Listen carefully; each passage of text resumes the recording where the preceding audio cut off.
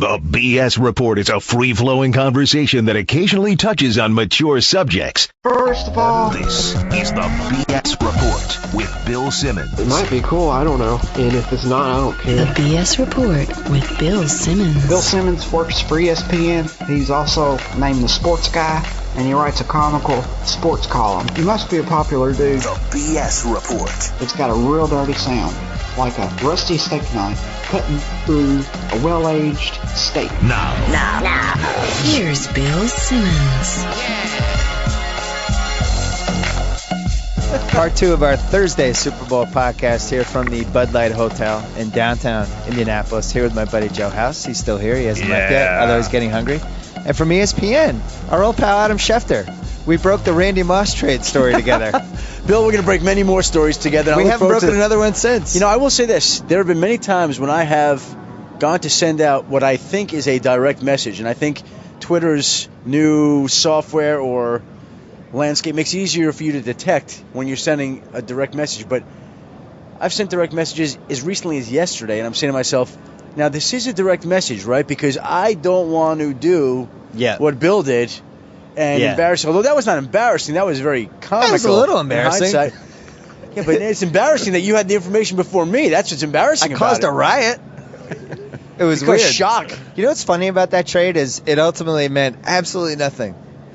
It turned out to be one of the most meaningless football trades of the last 5 years. He played for the Vikings for what, 3 weeks, 4 weeks? You know what? You then he can got look back fired. at many trades in football like that, and maybe that's one of the reasons that there's so few trades in football. And I love trades. Trades get my juices going. Right. But this is a sport that just really doesn't believe in deals the way that baseball does or basketball does. It's probably good for your job, though, because if you added trades on top of everything else you're doing, you'd work 24 hours a day. Trades. Really? They can't make enough trades. Really? Oh. You want to work harder? You work 24 hours a day. I'll do trades 365 days a year. That beats some of the other things. Trades are, I mean, for lack of a better term, they're sexy, they're juicy, they're fun. Yeah. Right? And I love that. They can't make enough trades for me. I love proposing trades. I remember we did a segment on SportsCenter this year. 5 trades, and we made this very clear. 5 trades that should but won't be made. And one of them was the Colts trading Reggie Wayne. One of them was the Colts trading Robert Mathis. What you do is you take a bad team going nowhere with guys having expiring contracts and getting something back for them before they can leave in free agency. Very simple. And I proposed these trades, and all these people are on Twitter saying, "Oh, you're saying the Colts are trading?" No. I didn't say they're trading him. I'm saying that they should. And in hindsight, they should have made those deals. Right. And just like the Patriots, I feel like could have made a run at Larry Fitzgerald last spring.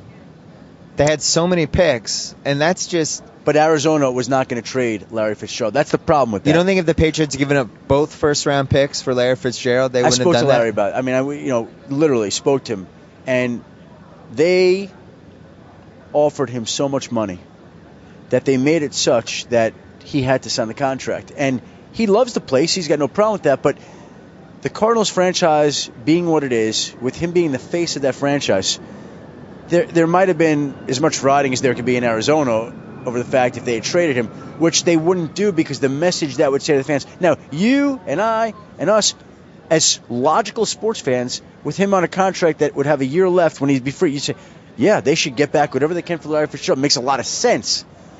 But it goes beyond that, and it really was never a situation that they ever thought about or debated trading Larry Fitzgerald as much as we all would have thought about doing it. Well, let's talk. His favorite team's the Redskins. Okay. He's talked himself into Peyton Manning. He should. Who are the other suitors for him other than the Redskins? Well, I know you've been asked this 40 times. No, but it's okay. You know what? And I'm going to be asked 40,000 more times until the situation resolves itself. And last year ended, and we went right into the lockout talk, and lockout went right to free agency, and free agency went right into the season, and it's been like this endless sprint. And I said to the people at ESPN, well, when we get back from the Super Bowl, I'm taking off. I'm going to take off a week. I just want to recharge the battery. And I'm thinking, this is going to be nice, get to spend some time with my family that I haven't had time to spend with them. And then the thought hit me the other day, holy moly, I don't care what Jim Mercy says about this, they may cut him next week. That could happen. And it's not as if they cut him and we wait till March 13th. They cut him at 2:30 on Tuesday. At 2:31, he's free to sign with another team. So the off season that is supposed to happen in the NFL may never happen because we might go right into Peyton Manning next week. Now, do I think that he gets released next week? It's possible. It's possible because they're going to meet. And I think they both know where they want this to go. And I think when Jim Irsay said what he wanted to say this week, he was just diffusing the situation because there's been so much talk of Peyton in a week that should be about Eli and Tom Brady and the city of Indianapolis, not Peyton Manning. Now, if, in fact, they do release him, when they do release him, assuming he's healthy enough to play, to me there's 5 teams that are in play. Here you go, House. 5 teams. I think you're in this. I think you're going to be one of the 5. I have a question, but I don't want to hear this. What's up now? There are 5 teams in play. You have, and I'll start, no particular order here. Maybe we'll go alphabetically. Can I guess? Go ahead. Can I guess the 5? Go ahead. The Redskins. 1. The New York Jets. 2. The San Francisco 49ers. Not in. Not in. All set with Alex Smith. Not in. Even after that last game. Double down on Alex. Double down on Alex. Yeah, 2. The Arizona. Arizona Cardinals. 3. Oh, with Larry Fitzgerald. Yeah, we got 2 more teams left. There's got to be NFC teams because they have a better chance of getting him. No. Kansas City Chiefs. No. All right, who are the other 2? Miami. I forgot Tennessee. Tennessee, because keep this in mind. Now, the question is whether the Titans would actually pursue Peyton Manning. I've put Tennessee in there solely for the fact because the team isn't picking Peyton so much as Peyton is picking the team. Oh, a spite pick. No, it's not a spite pick. Where did Peyton Manning play college football? Where is Peyton Manning more beloved than any place else? Where else is he the most popular figure in the state? Tennessee. Now, you're the Titans. Now, I'm just saying this to you. You've got Matthew Hasselbeck on your roster. You got Jake Locker on your roster. You want to roll the dice on Peyton Manning, or you want to say we're going to keep Matt Hasselbeck and Jake Locker and go from there? He's got to check because he gets I don't have any information. problem with it. blowing up we're right with now. you. Business. It's blowing up? It's blowing up right now. Uh-oh. Jim, this is good. We're be going a to a moment. video? Yeah. This is the moment he finds out that Peyton Manning has been shot by Jim Irsay. What? Oh, you're in the BlackBerry. Oh, he was on the BlackBerry. I'm sorry. Yeah, I forgot we're taping this. blowing up there, and I mean, it just kept vibrating. That'd be fun. Anyway, if, so those are the 5. I think Tennessee, to get back to the initial point, Tennessee, if it decided, you know what? Let's go investigate this Peyton Manning thing. And to me, isn't it incumbent upon every team in the league to at least look at the situation and figure out whether it makes sense to have you want this to look guy? at one MRI and go, ooh, that looks bad. I'm They're out. not- I'm yeah. out. So that's the question, right? You said assume he's healthy. Lombardi was here 15 minutes ago when we went through this. Lombardi expressed a point of view around the likely outcomes with Peyton's health. What's your sense on Peyton's health? From speaking to various people, Yes. the neck is no longer an issue. Oh. It's not an issue. It's a non-issue. It's a question of him being able to throw the way that he wants to throw, which he is working diligently to do. Now, I'm not telling you he gets it back, but the neck is not a problem. The neck is not an issue. And so the question is, how effective can he throw it? And if he was at 100% before the injury, let's say he gets back to 80%. Well, you want 80% of Peyton Manning? Compared In to what it was? Washington, Now, yes. Jim Irsay has said, well, can he throw the ball in 20-mile-an-hour winds in Green Bay when he has to? We'll see. You know what? Peyton Manning at 80% is better than John Beck. He's better than Rex Grossman. He's better than Jason Campbell. He's better than Billy Kilmer. He's better than Sonny Jurgensen, maybe. Yeah. He's better than you picked the quarterback, Jay Schroeder, Mark Rippon. But wait a second, though. Mentally, I don't know. It's still. I feel like you're not playing with complete abandon when you've had 3 neck surgeries and you're lining over scrimmage on 3rd and 12 and there's 8 guys lined up. Like say he's going against the Giants, and he's like, "Oh, there's JPP over there, and I need 4 seconds here of protection, or I'm going to get smacked." You don't think every quarterback in the league is thinking that when they look first line? But at every JPP? quarterback doesn't have 3 neck surgeries in their back I understand, pocket. but he's not playing again unless the doctors, the brightest doctors in the world, have said to him, "You're not at risk of hurting your neck anymore." How do they know, though? Well, how do you know that anybody's going to be safe? That's right.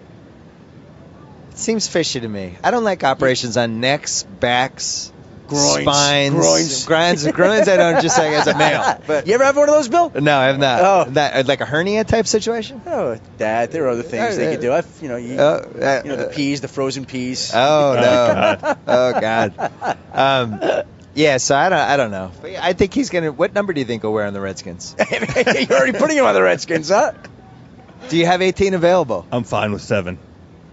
I feel That's like Joey T's number. I feel bad for the Colts fans though. It's not a subplot that they're so excited for the Super Bowl. The people here have been gracious, love Indianapolis as a city. I don't feel bad. They're going to be getting Andrew Luck. They go from one great quarterback to another. How do you feel bad about that? He's an icon. Of I went course he through it is. in Boston with Larry Bird. Like I would never have wanted to watch Larry Bird on another basketball team.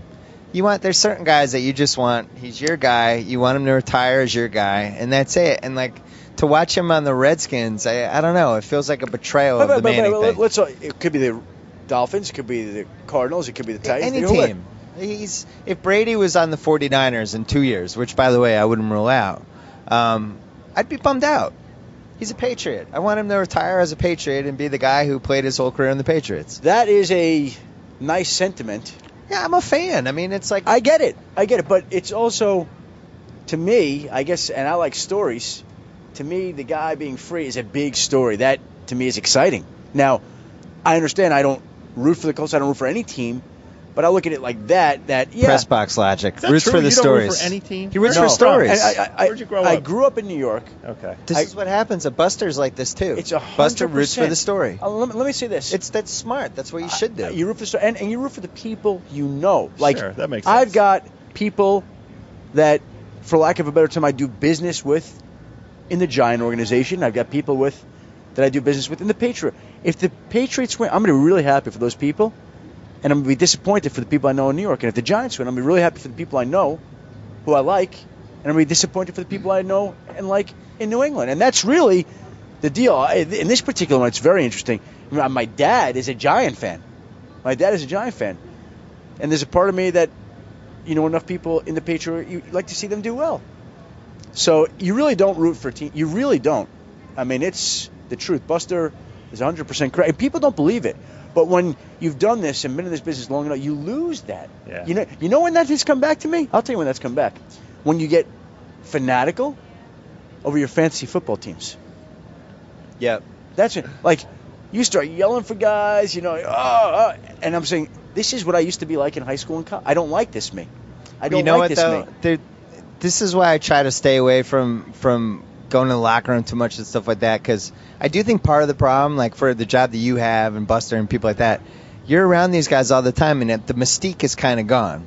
You're just looking at them as these human beings that are the same as you and whatever, and it's hard to think of them like, oh my God, we've got to win, and Peyton's invincible, because you've talked to Peyton Manning. You don't hold these guys on a pedestal the way that many fans do, because these the people that you work with. Right. They're just dudes that they do this for a living. You do what you do for a living, and you just look at it objectively. You know what, though? But that's what's kind of neat about a week like this. And there were a bunch of general managers having dinner in Mobile, Alabama last week.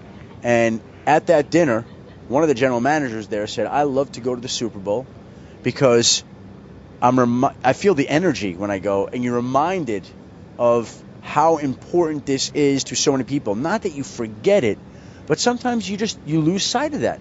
And this is a reminder when you have all these people walking around outside and they're going crazy and everybody's fired up for Sunday. This is the culmination of a season's worth of work and the pinnacle of many people's careers, and legacies will be written. Belichick, Brady, Eli Manning, Tom Coughlin, all the rest that'll be defined on Sunday. And to me, it should be great. What was your first Super Bowl? First Super Bowl I ever went to was, this is funny, the 49ers Chargers in 1995. I remember it well. Great one. I had the Niners laying a lot of points. Thank you. You won. It was a good one. You won big. And it was obvious right away they were going to win because the first play, Steve Young goes up top to Jerry Rice. The first time you come to one of these, and everybody should be fortunate enough to get to go to the Super Bowl because it's just an incredible, it's the Mardi Gras of football. But I remember that was back, single, young, stupid. Remember going out to like a Super Bowl party the night before. I remember getting back to my hotel room. The morning paper was already at the hotel room door. That is a experience you never want to duplicate. And the funny part about it is you could not find somebody who's more reserved and in bed early than me ever. I mean, That's not what I heard. Yeah. Oh, yeah. Bill, fact of the day, my wife has never seen me intoxicated. Really? Never. I can't say the same for my wife. Me either. You know the other thing with Schefter? Huh. He logs a lot of time at the gym near the ESPN complex. Oh. Word in the street. My That's sources say you're pumping iron a lot. No, That's not true? Not at the ESPN, but I do. There's some iron pumping in your day. That is my release. Yeah. I do go to the gym at home at 5:30 in the morning. Yeah. I have my first Super Bowl was New Orleans, the Patriots, which was Patriots-Rams, 2001? Patriots-Rams. I remember every single thing that happened, Unbelievable. including when the entire city turned against me for about 24 hours because of an anti-New Orleans column I wrote. And another thing, like what you talked about, I was coming home or coming back to the hotel, and the WEI guys, the morning show from Boston, they were getting in cabs going to their radio show at 5 in the morning, and I was going to bed, and they were going to work, and they were kind of like, hey, how's it going? I was like, hey, go to work. I'm going to bed. I'll see you again. But, yeah, that's the Super Bowl. That's the last time I've ever done that in this profession. I really mean that. Yeah. And I remember going to the game, going back to the room, it was like 6 in the morning, 6:30, took a nap, went to the game, like, what am I, an idiot? So you've been to everyone since, right? Yeah. How many have you gone to for ESPN? This is my... How many years have you been in ESPN now? It's been like 3 football seasons. 3? I feel like I would have said 6. I feel like I've been here about 10. We've gotten 6 years of work out of you in 3 years. I would say you're the Pay me number for a one guy year's we've worth beaten of to the ground. Many people said all that. They tried to warn me. Oh, they're going to run into, they're going to do this. And let me say that. You like doing it, though. That's why exactly you work out all the right. time. You have a lot of energy. I get my release in the morning, and I'm ready to work as hard as they want during the day. I said, they're going to work me any harder than I did when I was covering a team for a newspaper? Like, I was even saying that to people before. You come here as a newspaper man to the Super Bowl? I was in my room writing round the clock all the time. Never stopped. This, you work hard, but it's a different deal. So do you you carry makeup, don't you? I don't have any makeup on me. You don't carry the makeup? He looks good, by the way. You don't have to put like the little... No. Yeah, Dan Shulman's like that too. That's why I love Dan Shulman. Dan Shulman goes on the air in HD with no makeup on. He's like, I'm Canadian. Canadians don't wear makeup. That's Dan Shulman. I don't carry... Now, listen, when I'm going over to the set, they got a makeup on. Will she slap on powder to cover up my beard? Yeah. Yeah. I mean, they don't call me Teen Wolf for nothing. They got to cover that up a little bit. Yeah, because you grow the whiskers pretty... Yeah, so, I do that, but I've got no makeup on me. I just don't carry. Schefter was the only one who was pushing for an 18-game schedule because there was more work for him. He wanted the extra work. Less preseason, more regular season. Here's the one thing in the NFL. They could play 10 games. They could play 18 games. It never changes. And I love when people say, what do you do in the off season? And I say, you mean when the season ends and they fire coaches and hire coaches, and then we go to the combine, and then we have free agency, and there's players coming and going, and there's trades, and there's restructuring contracts, and we have the draft and mini camps and throwing camps and training camps and rookie size.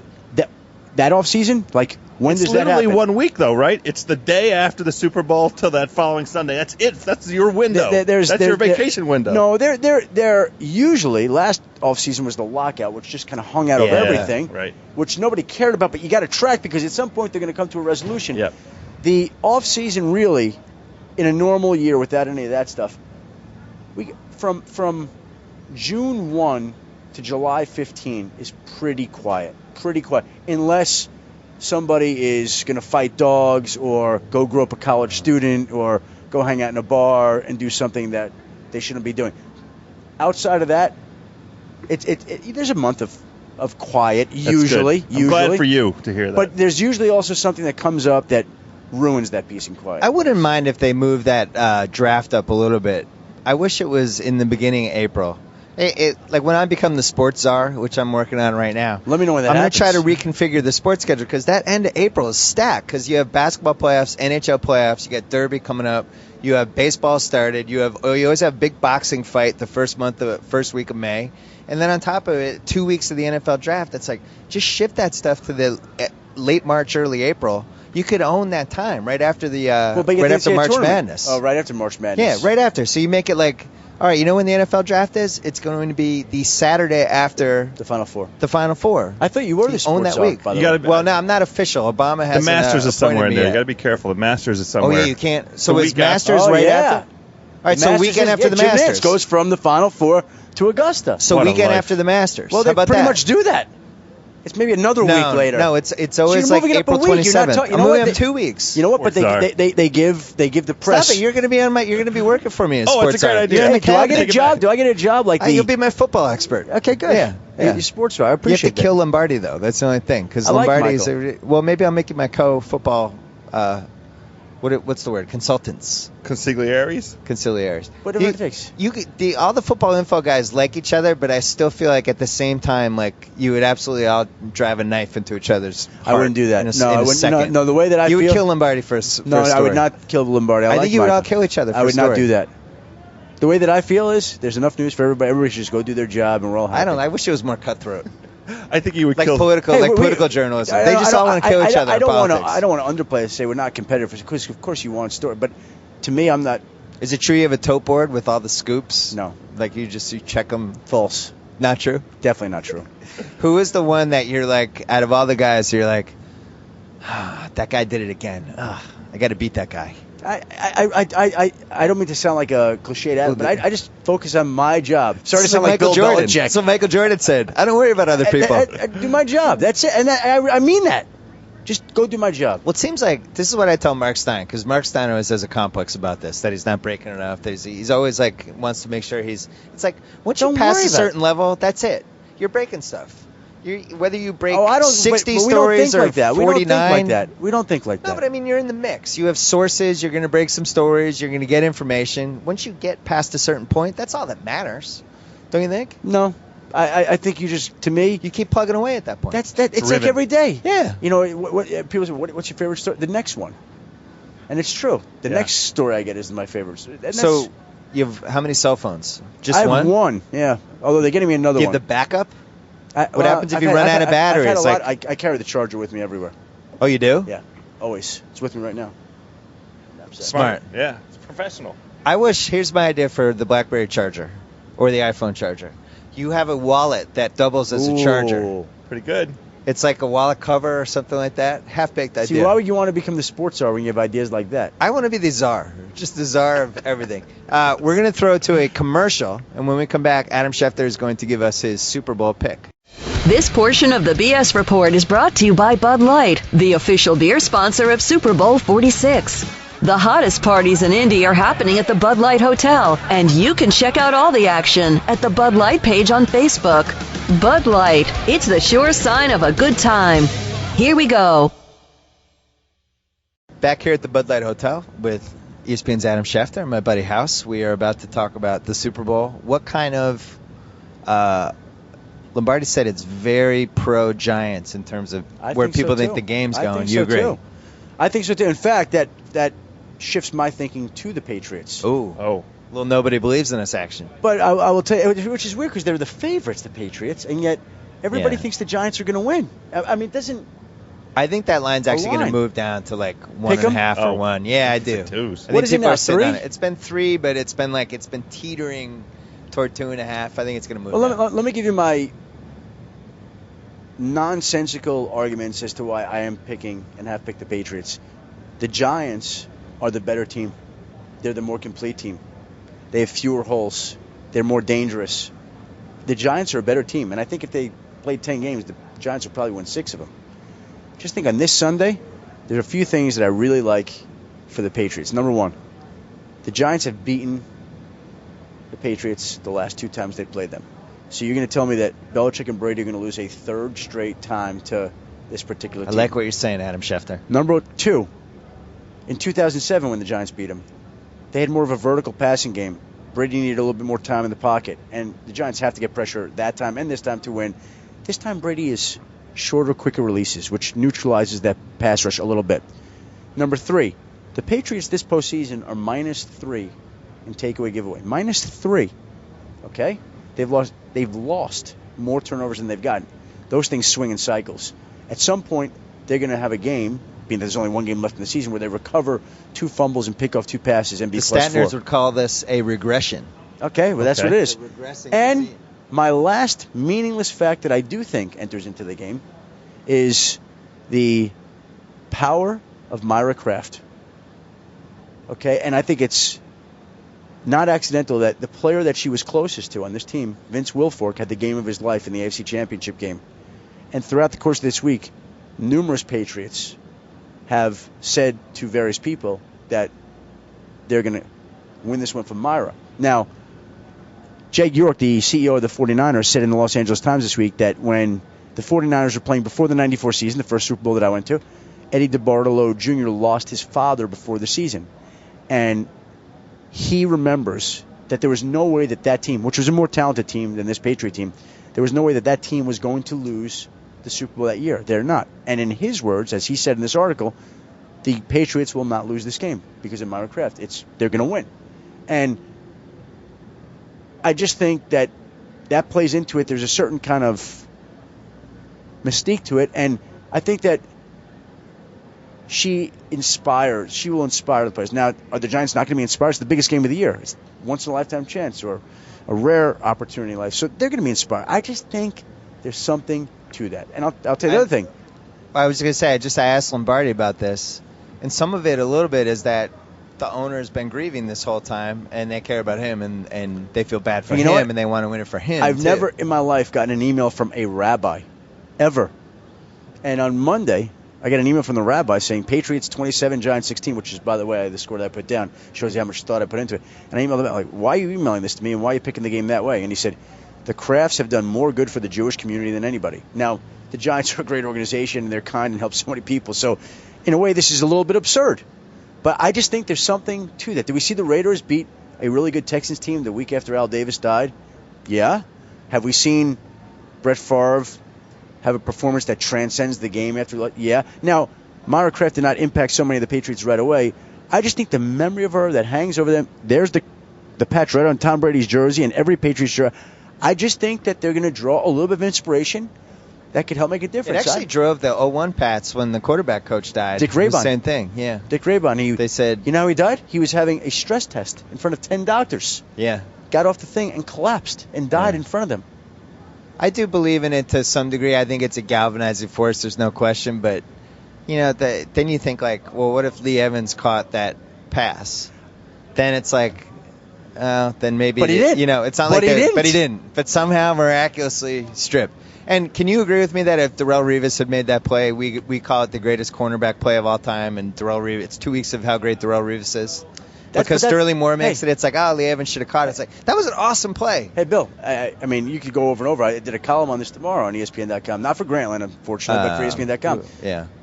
If Asante Samuel holds on to the interception, the play before David Tyree, we're talking about the Patriots being the greatest franchise in football history. We're wondering whether Eli Manning can finally win the big game. In the course of conversation surrounding this game is entirely different. If he just holds on to his 17th interception in the past 2 years. It was 40 feet in front of me. I was sitting on that side. It was in his hands. The pass was like coming toward us. He was jumping up for it. I was like, we're going to catch that.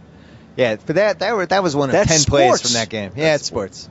Although I will say, though, I still feel like the Giants deserve to win that game. I love the Patriots. They're a tough team. They were great that game. And they hit Brady that whole game. And I believe they're a better team than the Patriots. I believe that. I believe they're a better team than the Patriots.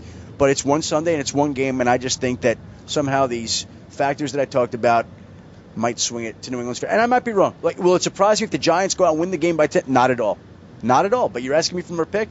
That's my pick. What about the overconfidence of the Giants fans? There has been a lot of overconfidence. Oh, there sure has. There sure has. It's the New York way. Yeah, they're I spoke to my dad confident. last night in New York. I said, what's the tone? He says, they're talking on sports talk radio back here as if Giants, it's a given, like they're going to win the game. I said, that's interesting. Yeah. That's I've been down that road a couple years ago with a certain It was a given, team. right? Yeah. It was a given.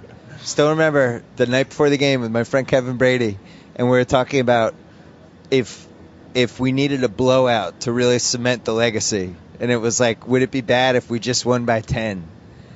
Don't we need to win this by like 30 just to make sure we laid down the hammer? We had a 45-minute conversation about it the night before the game.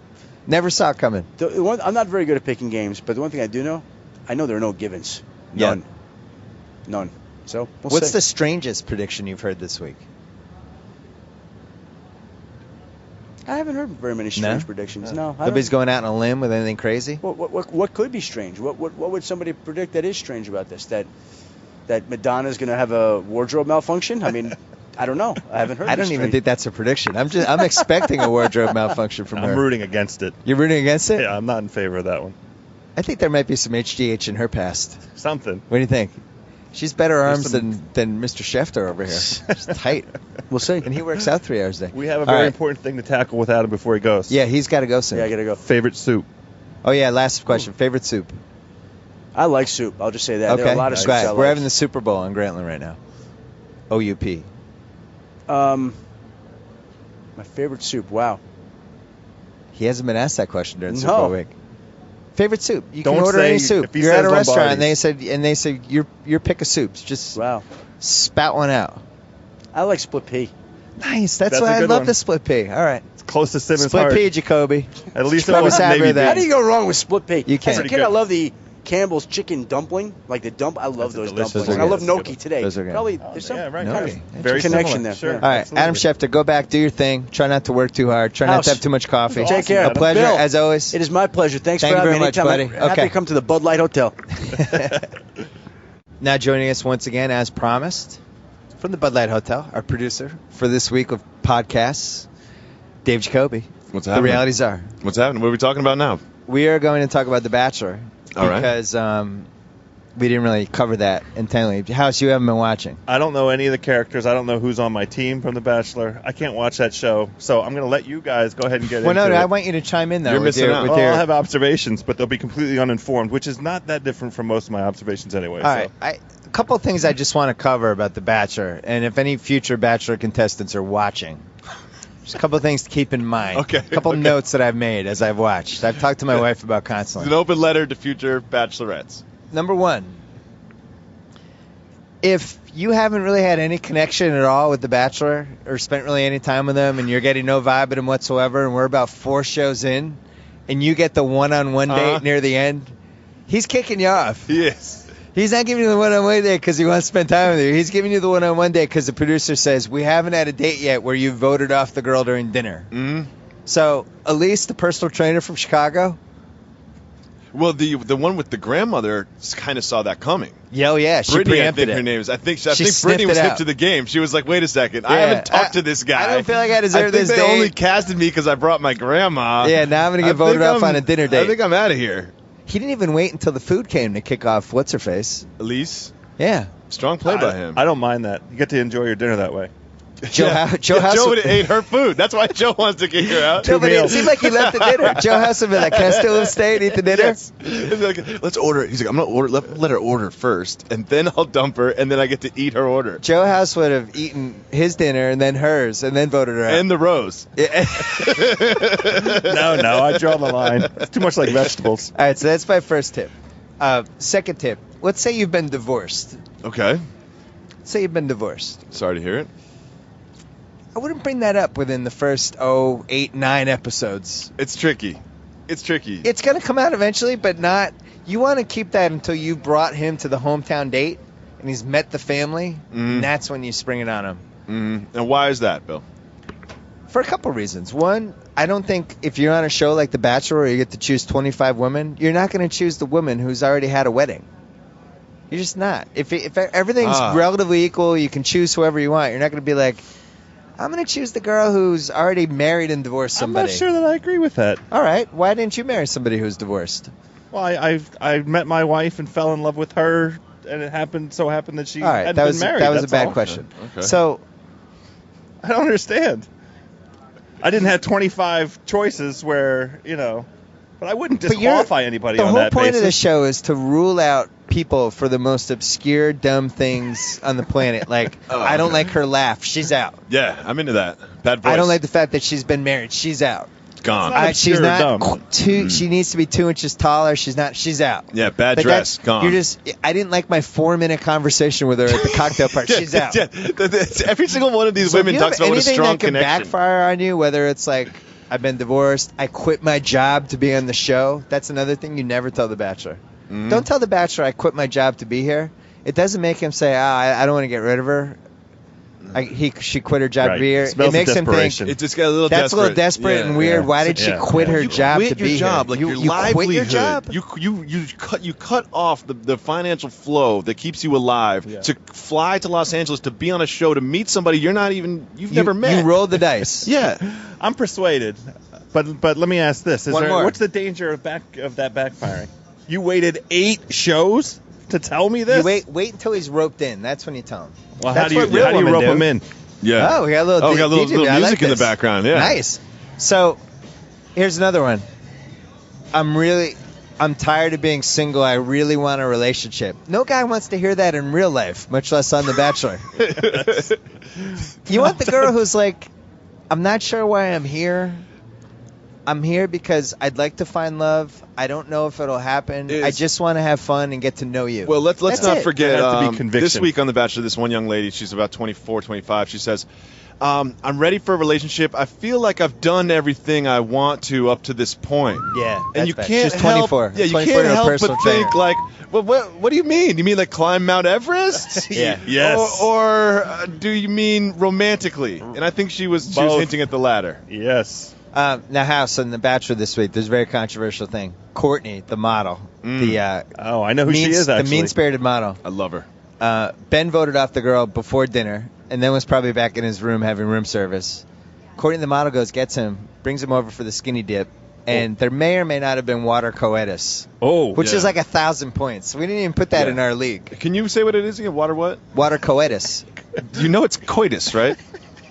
You said that yesterday too, and I was thinking about it later. I was like, I don't think he knows how to say that word. I do know how to say it. I just like to say it. Okay, that's why you're turning red. I like that way.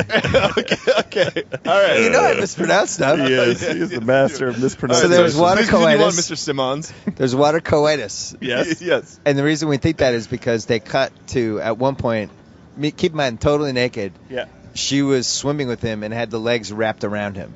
I mean, that's great. I actually think I'm suspicious, to be honest with you, of the actual coitus, and I don't know that I would award coitus points because it's extremely difficult. To have sex in water, that's a great point by House. Extremely difficult. It does not lend itself. There's all kinds of true. like, yeah, you know, I would have to. It's I even wouldn't though know. I'm it's saving mature. myself for Tim Tebow. He's here this week. I know. I'm very excited. So maybe there was an attempted water coitus. Perhaps. I don't know. We didn't have the underwater cam. we didn't get that. Terrible job by Mike Fleiss. Yeah. Mike Fleiss has to get the underwater cam next year. Courtney, I want to give, while we're giving tips to But anyways, future bachelorettes. so he's all in now on her because he had a moment with her in the water. Yeah. Why wouldn't you be all in? This is the hot model girl that grabbed me. My night was over. She extended my night with skinny dipping in the pool. Yeah, I kind of like that girl. Put it this way. He had 5 appendages in that water, and she touched all 5 of them at some point during that skinny dip. For sure. Yeah, For sure. okay. For All sure. right.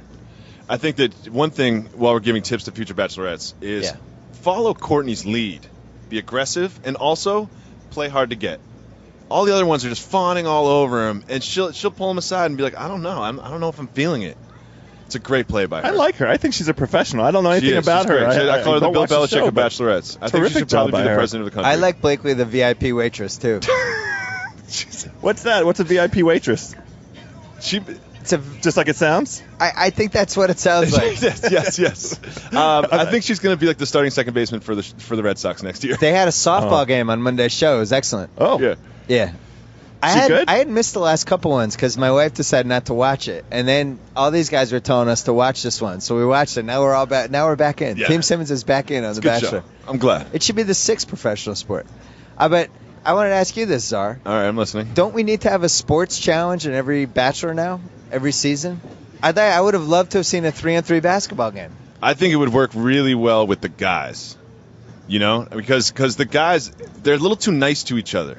And I feel like a little physical competition would really kick that up a notch. Like every week you're playing football, you're playing basketball. You just have a cage match to the death, something like that. Yeah. I think it's great both ways. I would love to see, I think it really does tend to give you a real feel for, differences between women to see how they respond physically, how in touch they are with their bodies, coordinated, not coordinated. Oh, I have another dance, tip. can't I had dance. one more tip. I forgot. Okay. Say you don't like another girl in the house. You've been feeding with her. In the rose ceremony, don't do the whole thing where you tell the bachelor there's a girl here and there's things you don't know, and all that does is make the bachelor say, "Why do you? You're a snitch. Can we spend my 5 minutes? I don't want you snitching on another girl." And I obviously like that girl. That never works either. Yeah. Don't these girls watch the show? I've always wondered that about these shows. Like, if you're on the real world, don't hook up with someone on the first night, and don't even go out on the first night. Just don't. It's like in Survivor when the best time to swing the game is when there's 9 people left or 7. Yeah. Right before the merge, too. Right before the merge or right after the merge when there's 9 or 7. Yeah. Especially when there's 7, because it's so easy to just pull one other person and swing the game, and they never do it. They don't. They missed it this year. We were in the airport yesterday. We were looking for magazines for the flight. Yeah. Jacoby sees this National Enquirer Star type magazine. It was called like the Reality. It was called Reality. No. Yes. Editor of Reality, get at me. And he got so excited and also like a little perturbed that he wasn't asked to write for this magazine. Get at me. But then when we went through it, the articles were maybe 75 words a piece. Yeah. But a lot of pictures, a lot of potential with this Reality magazine. I'm excited. It made me wonder, like, could this be a magazine? I feel like it could. I think we should launch a competitive. Both of us devoured it on the airplane. Yeah, for sure. We found out Kim Kardashian has been married before. I never knew that. Oh, I didn't know that. Who was she married to? Some record producer. This is before Reggie? Yeah, she was like 19. Yeah. Oh, God. Yeah, it was tough. Oh, boy. Did you know that, though? She's had 2 marriages in the bank. She's like, what, 28? I mean, she could be anywhere between 18 and 45, and I would buy it. I have no idea how old that woman is. Because Jacoby's a czar, even though he doesn't like that show because he feels like it's too scripted. I hate that show. We were debating when she knew that she was going to divorce Chris Humphries. I think it was about midway through the wedding planning. Mm-hmm. And she went to her mom and was like, I got to get out of this. And the mom's like, are you crazy? We're getting paid $10 million. Yeah, we're getting a And then season she out of was this. trapped. People think Kim's like evil for I actually think she's kind of a tragic figure. I think the mom was like this. You're getting married. $10 million. You're getting married. You're going to marry that guy. And that was it. I disagree with that. I think it was 10 minutes after she met Chris Humphries. She knew she was going to marry him and divorce him. And I also think that the mom didn't have anything to do with it. I think she and the mom are perfect co-conspirators. I watched that show to fall asleep because I reached this point in my life where I need television to fall asleep. That's a good one. You like it to makes dream me fall about Chris asleep. Humphries? No, it just makes me fall asleep. It's so boring. Uh-huh. But yeah, it was season finale. They were trying to get their relationship back together.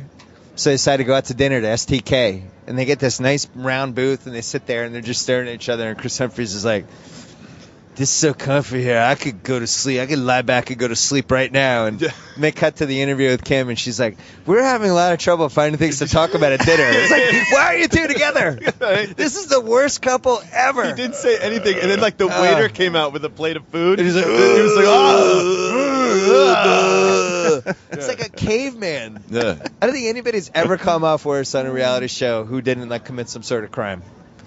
Has there ever been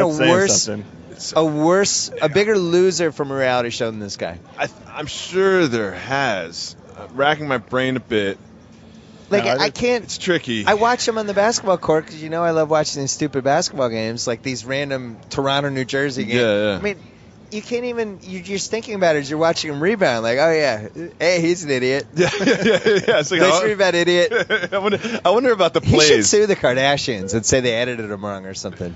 Like when they watch tape, I wonder what his analysis is. When they're he trying got to paid. I'll go this far. I think he should be in the Jacoby house. Chris Humphries? Yeah. No. Why not? Actually, you know what? Why shouldn't he be in the Jacoby house? First few weeks. Everybody likes him for an irrational reason. Yeah, but it dislikes him. Everyone dislikes. He was booed the first 2 weeks of the NBA season. Booed. Every People time hate he Chris went Humphries. People are out on Chris Humphries. I'll take it to an evaluation. I'll talk to the committee. What is he missing? Do you have to commit a crime to be in the Jacoby house? I feel like his popularity has spiked. Like it's not like a backlash against him. No, really. it hasn't. People hate Chris I Humphries. think some people see him as like an honest truth, like an element of broker truth. In a world of weird. deceit. Yes, thank you very much, Joe House. You can be my Serrano de Bergerac anytime. You're insane. Yes, I am insane. I like Chris Humphries. I wish he was on the Washington professional basketball team. Yeah, that's why he's not in the Jacoby house. People like Chris Humphries. No, maybe he can play. Maybe he's not street enough for the Jacoby house. No. That's not it? No, that's not it at all. John Rocker's in the Jacoby house. That is true. Who else? What other white people are in the Jacoby house? We don't see race. Am I in the Jacoby house after this podcast? Pretty much. Pretty much. What are your predictions for House this weekend? We're going to have a big meal. We're taking House to the Audi party. We're taking House to the Playboy party. Oh, I didn't know any of this. I'm more excited for the Audi party. The Audi party. They always had the first-class parties. The last 2 years, it's been awesome. Yeah. I've been to at least 4 Playboy parties, and they've always been good. I just didn't know all this was on the agenda. I'm not particularly excited. Yeah. I'm a little concerned about House. Why? Well, I think he's going to eat too much. You know what I mean? Like I like lunch today, 2 soups and a salad. No, I just had a couple bites of salad. We did. I'm not going to give away what we did with House at the end of December, but we did something with House that we filmed. Yeah. And it was fun. It included a very large meal. And House did not speak for an hour and a half after that very large meal. It's just a little recovery time. I don't see what the big deal is. All right. So I'm going to measure this out. I'm going to pace myself this week. I think you should have the big meal tonight. Probably will. Because there's a lot of good TV on tonight. Yeah. There's basketball. Jersey. No, Jersey Shore. Yeah, let's talk about Jersey Shore very quickly. All right. Unfortunately, 6 million people are still watching it, so the show's going to go on and on. But it needs to go away. I don't mean to be the guy who'd be like, yeah, that sucks, that's not good anymore. But it's just really bad. It's unwatchable. I wish it were good. I miss liking the show. We should kick it out of our league, by the way. We should kick it out. The novelty is just worn off. I think we kick it out of the league as a sign. I'm making it. After this season, I think we kick it out. Why after this season? What about mid-season? Just get rid of it. I say. Let's take a stand. Send a message. So that we have some principles here. Come on. Can't get rid of a show mid-season. We didn't even get rid of Love of the Wild mid-season. We make up our own rules, man. We can do whatever we want. Last thing, Super Bowl. Super Bowl or Super Bowl? With the OU. Okay, good. Who do you think wins? It seems like the youth vote and maybe the Asian vote has been driving some of these votes. I think New England clam chowder takes the win. Really? I really think so. It's a delicious soup. It's a great soup, and I think people have a lot of good memories of New England clam chowder. I think hot and sour is going to win because no chance after being tested in round 1 by a very game alphabet soup that really just ran the picket fence for an entire day. Galvanized them. I think hot and sour is tested now. They're overmatched by clam chowder. Where is pho? I mean, that's the way you pronounce it. Yes, you pronounce it pho. It's pronounced pho, but spelled pho.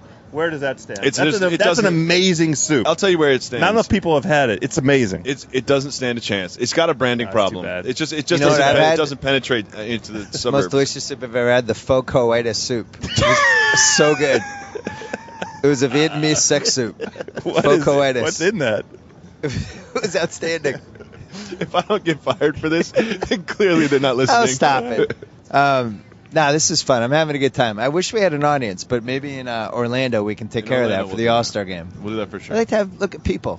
Yeah. People wearing Dwight Howard jerseys looking sad. That'll be fun. We're coming back to you tomorrow, the BS Report. We have a couple good guests for tomorrow. Guests. Yeah, a couple special guests. Surprise guests. Friday, I think we're going to cut that into 2 parts as well. I also am going to have a football preview column going up on Grantland.com. The Super Bowl is concluding on Grantland.com this week. I wrote 3 basketball columns that are on Grantland.com this week. Cousin Sal's gambling prop blogs. Important for the Super Bowl. Our blog is up this week, and a whole bunch of other stuff, so check that out there. And we'll be back here live at the Bud Light Hotel tomorrow with Joe House, Dave Jacoby, and others. Thank you. So I get to sign off. Whoa! Thank you for downloading the BS Report with Bill Simmons. Too much fun. Check out more podcasts at the iTunes Music Store or at Pod Center at ESPNradio.com. Peace out.